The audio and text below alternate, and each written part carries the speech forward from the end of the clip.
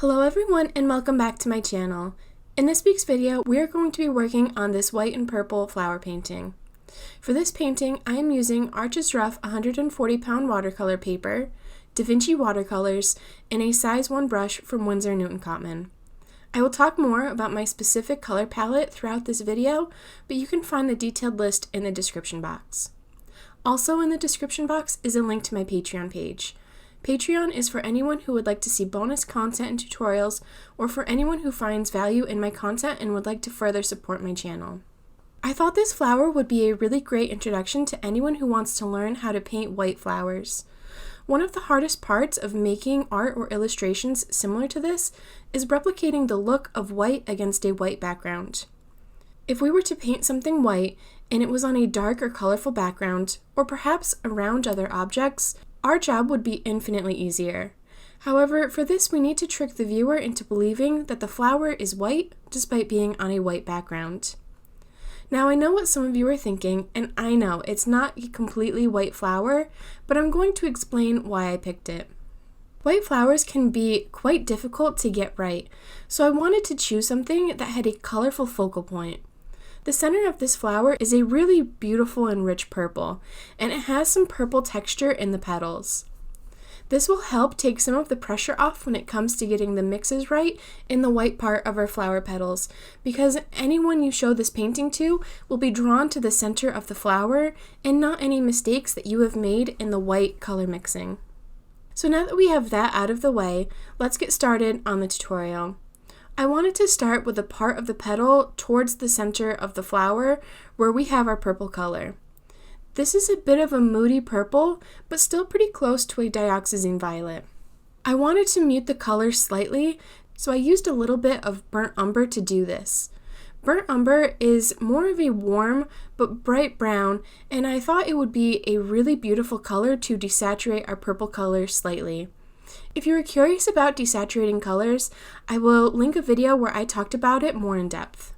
If you are familiar with my technique for painting flowers, then you will already have an idea of how I'm going to start, and this may feel a little repetitive to you.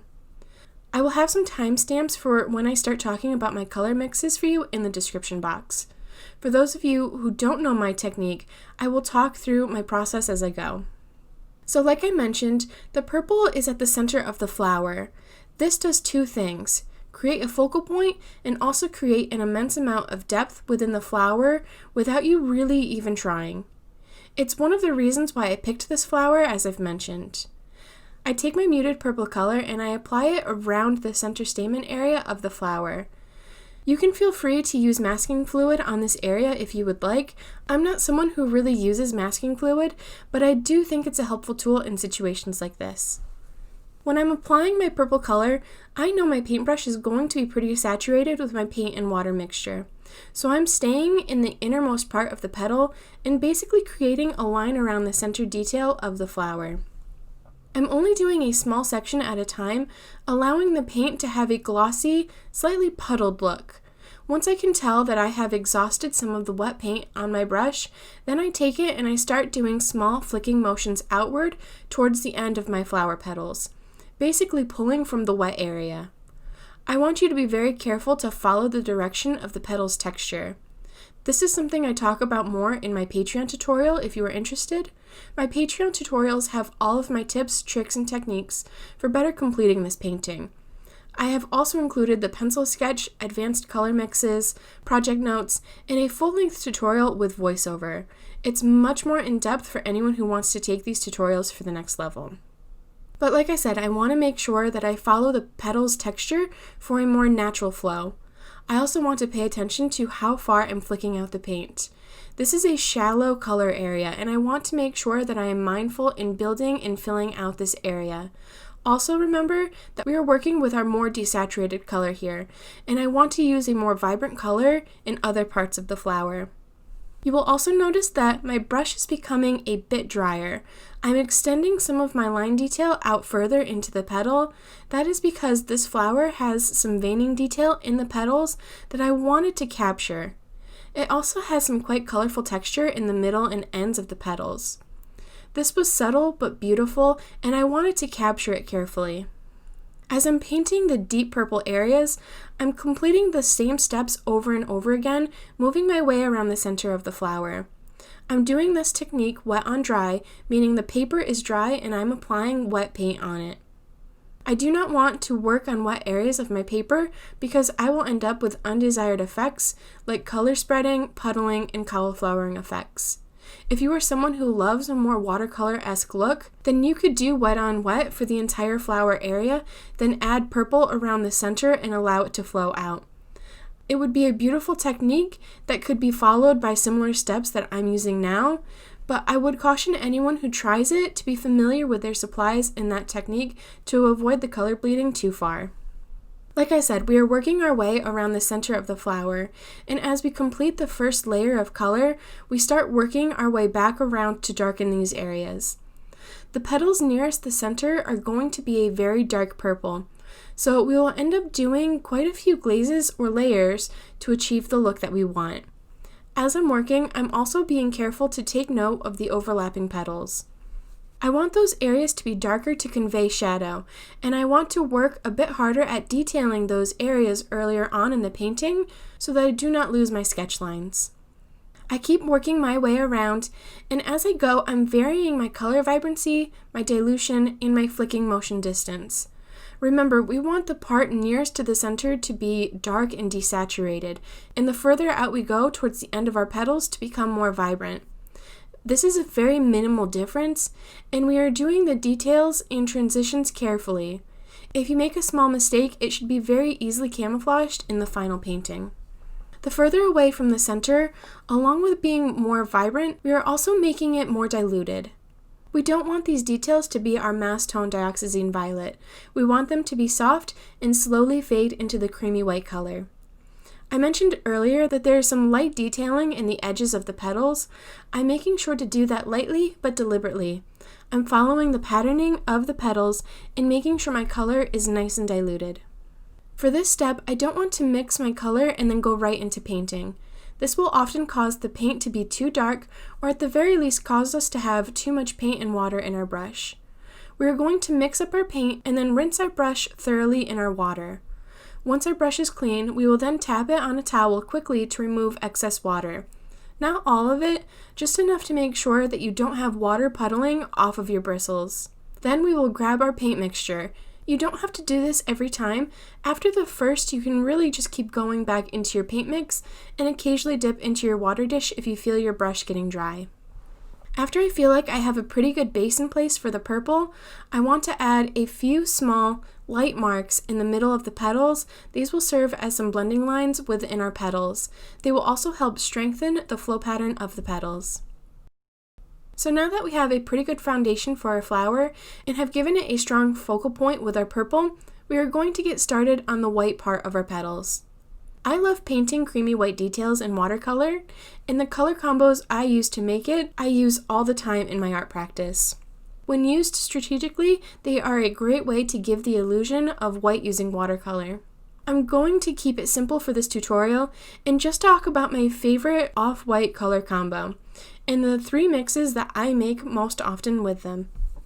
For this combo, my favorites are yellow ochre and dioxazine violet. What's really nice about this project is that we've used dioxazine violet already, so not only will our painting be cohesive with a limited color palette, but if you do happen to disturb or lift any of the purple in our painting, it will only add to the effect. For this color, we want it to be very diluted.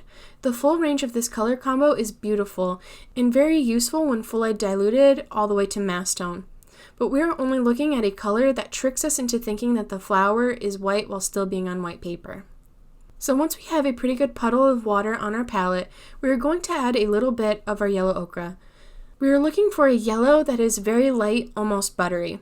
Then we want to add our dioxazine violet.